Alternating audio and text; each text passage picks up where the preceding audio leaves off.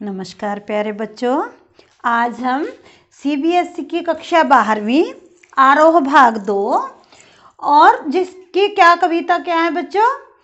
रुबाइया और गज़ल। क्या है? रुबाइया और गज़ल, जिसके कवि हैं रघुवीर सहाय, जिनका मूल नाम क्या है बच्चों? रघुवीर सहाय। और कविता में इसका नाम दिया गया फिराक गोरखपुरी, जिनका बाद में नाम क्या पड़ा? फिराक गोरखपुरी, फिराक गोरखपुरी। और इनका जन्म हुआ बच्चों 1896 में। कब हुआ? 1896 में। और मृत्यु हुई 1938 में। जन्म हुआ 1896 में और मृत्यु हुई 1938 में।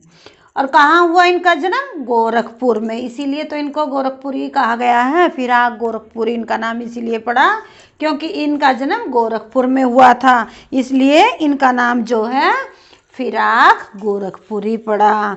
तो बच्चों, कविता के बारे में थोड़ा हम डिस्कस कर लेते हैं। कहने का मतलब ये है कि माँ अपने बच्चों को, रुबाइया में बताया गया है कि माँ किस प्रकार से अपने बच्चों को प्यार से सहेजती है, किस प्रकार से प्यार दुलार से उसे बड़ा करती है, किस प्रकार से एक माँ अपने बच्चे को पालती है, वह रुबाइयों में बताया गया है। तो बच्चों, अभी पढ़ते हैं रुबाइयों में। आंगन में लिए चांद के टुकड़े को खड़ी, हाथों पे झुलाती है उसे गोद भरी। तो माँ, इसमें कवि ने, रुबाइयों में कवि ने कहा है कि आंगन में लिए चांद के टुकड़े को खड़ी, हाथों पे झुलाती उसे गोद भरी। कि एक माँ, चांद का टुकड़ा मतलब अपना बच्चा, अपने पेट से पैदा किया हुआ अपना बच्चा।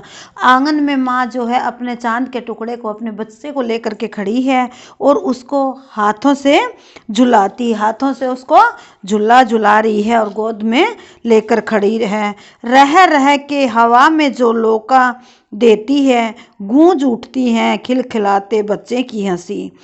जो रह रह कर वह बीच बीच में हवा में भी उछाल देती है, उछालते हैं ना बच्चों को ऊपर की तरफ, हवा में लौका देती है मतलब झुला देती है, झुला देती है। और जब वो झुलाती है, उस बच्चे को ऊपर उछालती है, तो बच्चा जोर जोर से हंस देता है, किलकारियाँ मारता है और माँ इतनी प्रसन्न हो जाती है जैसे उसे तो भगवान का भेजा हुआ कोई दूत मिल गया हो। नहला के छलके निर्मल जल से, उलझे हुए गेसुओं में कंघी करके।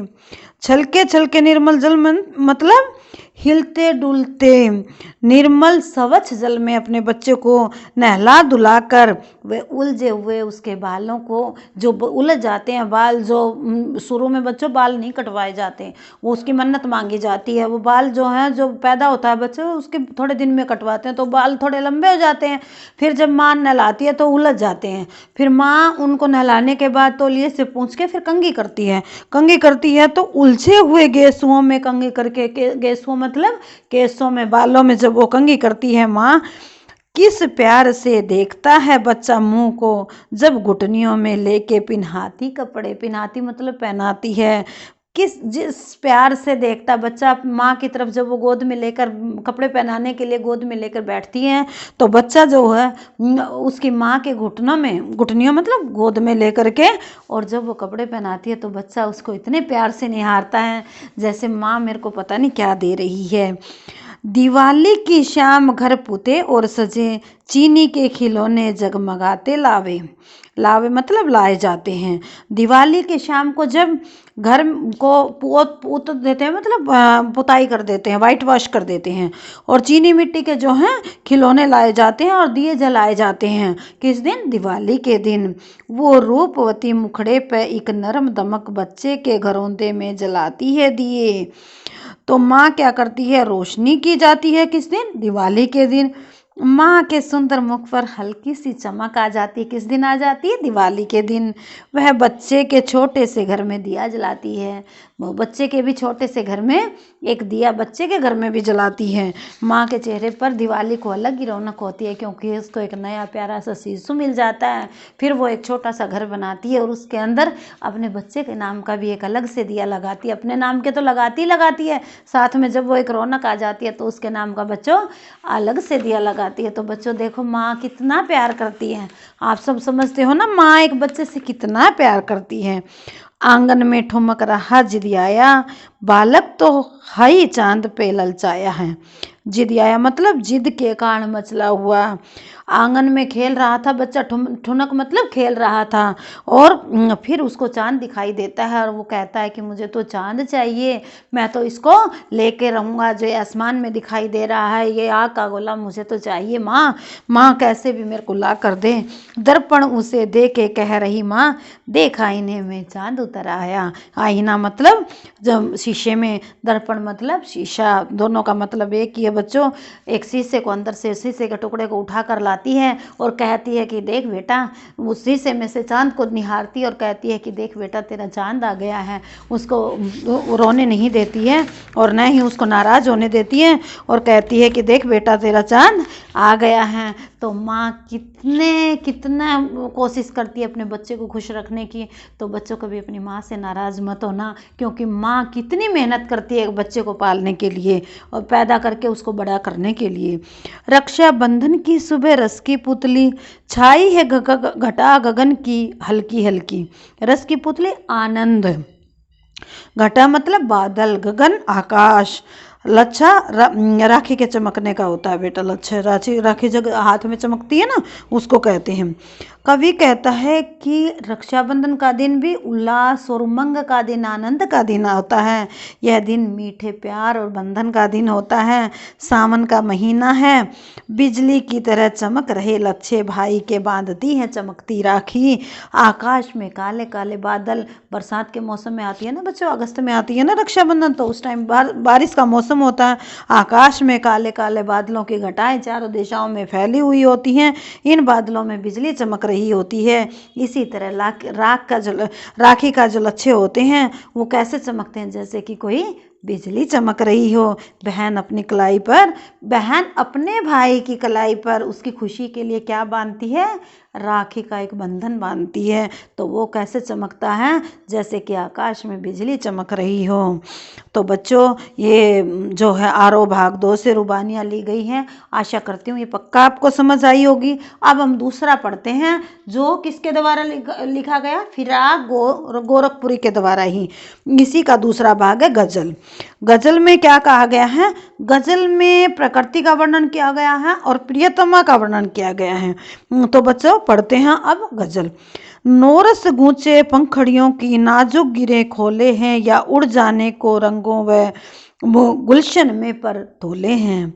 नोरस मतलब नया रस, गूंचे मतलब कली, नाजुक कोमल जो गिरहे बंधन, और गुलशन माने बाग। गुलशन क्या होता है बच्चों, बाग होता है। तो ये किससे लिया गया, आरोह भाग 2 से। कवि कहता है कि बसंत की ऋतु में रस से भरी कलियों की कोमल पंखुड़ियाँ जो हैं अपनी गांठों को खोल रही हैं। कहने का मतलब पहले तो कोपल पैदा होती है ना, कोपल पैदा होती है फूल की, फिर उसकी क्या होती है, पंखुड़ियाँ अलग अलग होती हैं। वे धीरे धीरे फूल का रूप कर लेती हैं। ऐसा लगता है मानो कि रंग सुगंध दोनों आकाश में उड़ गई हों और वो पक्षियों की तरह, पंखों की तरह फड़फड़ा रहे हों। दूसरे शब्दों में बाग में कलियों का सुगंध चारों ओर फैल रहा है। कहने का मतलब है कि अब फूलों पे भी रौनक आ गई है और वो खिल भी गए हैं, उनको वो अपनी सुगंध भी फैला रहे हैं और खिल भी गए हैं।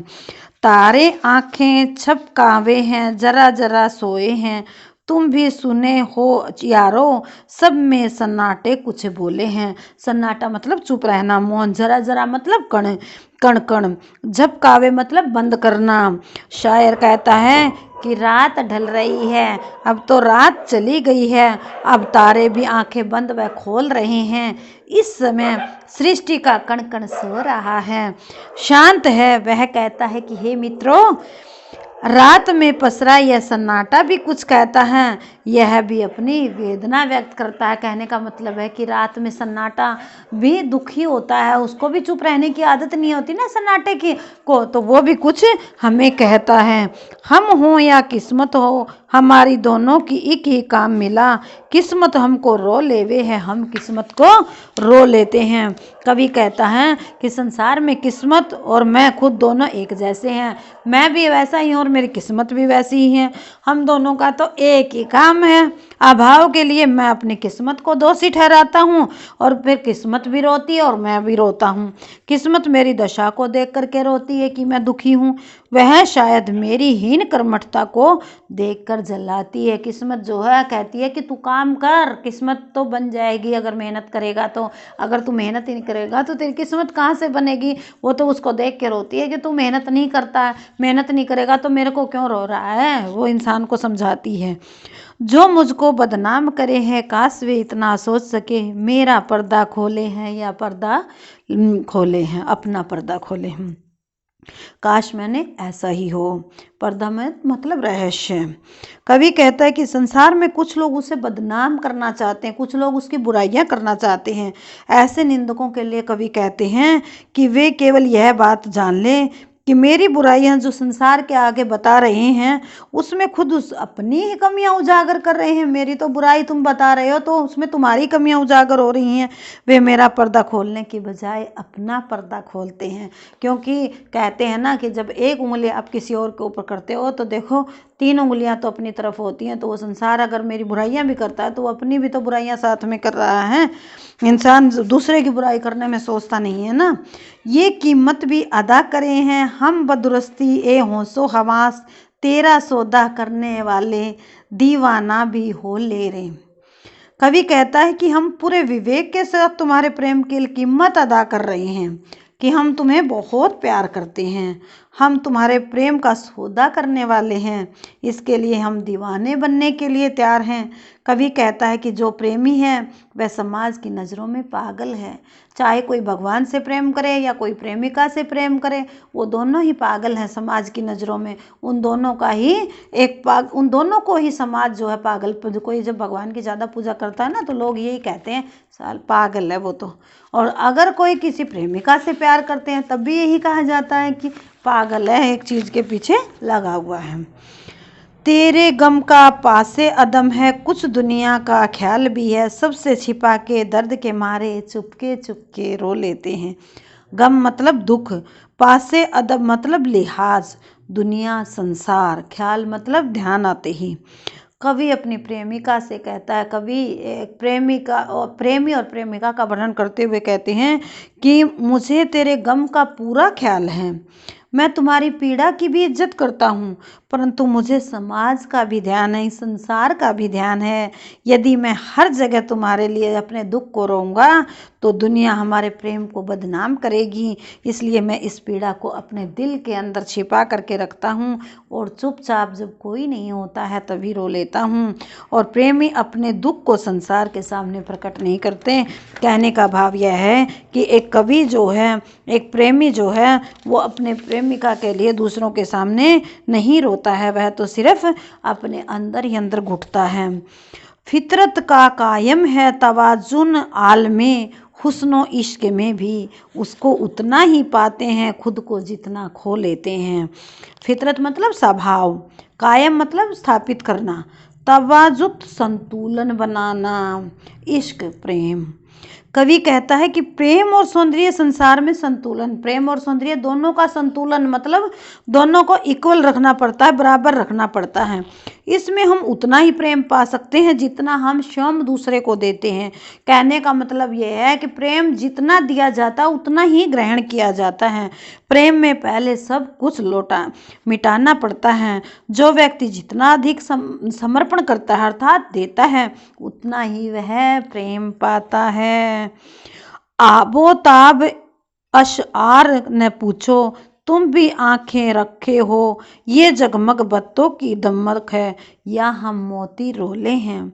आबोताब मतलब चमक दमक के साथ, आंखों रखे हो देखने में समर्थ, बैत मतलब शेर, दमक चमक, मोती रोले मतलब आंसू झलकाना।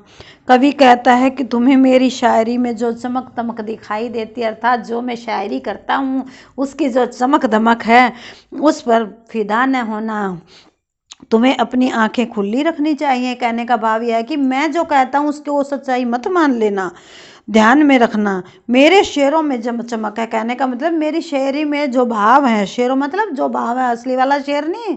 कभी सोचो वो जो जंगल का शेर होता है वो शेर नहीं, जो शायरी के अंदर के वर्ड हैं, जो शब्द हैं, उनके बारे में शायर कहता है वह मेरे आंसुओं की देन, अर्थात मेरे दुखों से मैं उसको व्यक्त कर रहा हूँ। दूसरे शब्दों में कवि अपनी पीड़ा इस शेर के माध्यम से व्यक्त कर रहे हैं, अर्थात अपने दुख जो है इस एक शायर अपनी शायरी में गा रहा है। ऐसे में तू याद आए हैं अंजुमने में रिंदों को, रात गए गर्द पे फरिश्ते बाबे गुनह जग खोले हैं। अंजुमने में शराब की महफिल, अंजुमने मतलब महफिल में, रिंदों को शराबियों को, गर्दू मतलब आकाश, फरिश्ता कौन होता है? देवदूत, भगवान के द्वारा भेजा गया। बाबे गुनह पाप का अध्याय, जग मतलब संसार। कवि कहता है कि हे मेरी प्रियतमा, तुम वियोग के समय में इस तरीके से याद आते हो जैसे एक शराबी की महफिल में शराबियों को शराब याद आती है। वो शराब जैसे शराबियों को प्रिय लगती है, हे मेरे प्रियतमा, वैसे ही तुम मुझे प्यारी लगती हो। जैसे आधी रात के समय देवदूत आकाश में पापों का अध्याय खोलते हैं, कहने का भाव यह है कि आकाश में जैसे देवदूत आते हैं आधी रात को, वैसे ही तुम भी मेरी निंद्रा को नष्ट करती हो, अर्थात तुम भी मेरी नींद में मुझे जगा देती हो। सदके फिराक एजाजे सुखन के कैसे उड़ा ली ये आवाजें, इन गजलों के पर्दे में तो मीर की गजलें बोले हैं। सदके मतलब कुर्बान जामा बोलते हैं ना, मैं सदके जामा पंजाबी का वर्ड है कुर्बान। एजाजे सुखद बेहतरीन काव्य, पर्दा मतलब चरण। फिराक कहते हैं कि उसकी गजलों पर लोग मुग्ध होते हैं। कि फिराक, तुमने इतनी अच्छी शायरी कहाँ से सीख ली भाई? इन गज़लों के शब्दों में हमें मीर कवि की गज़लों की समानता दिखाई पड़ती है कि जैसे मीर कवि गा रहा हो, तुम तो ऐसे लगते हो भाई, इतनी असली गज़लें कहाँ से सीख ली? भाव यह है कि कवि की शायरी प्रसिद्ध कवि मीर के समान उत्कृष्ट कोटि की है, अर्थात लोग जो हैं कवि की शायरी को मीर जो महान वो शायर हुए हैं उसके उपमा दे रहे हैं। कहने का भाव यह है कि मीर के समान तुम्हारी जो है शायरी इतनी अच्छी लग रही हैं। तो बच्चों, आशा करती हूँ आप लोगों को मेरी ये रुबाइयाँ और गज़ल जो हैं समझ में आई होंगी। धन्यवाद बच्चों।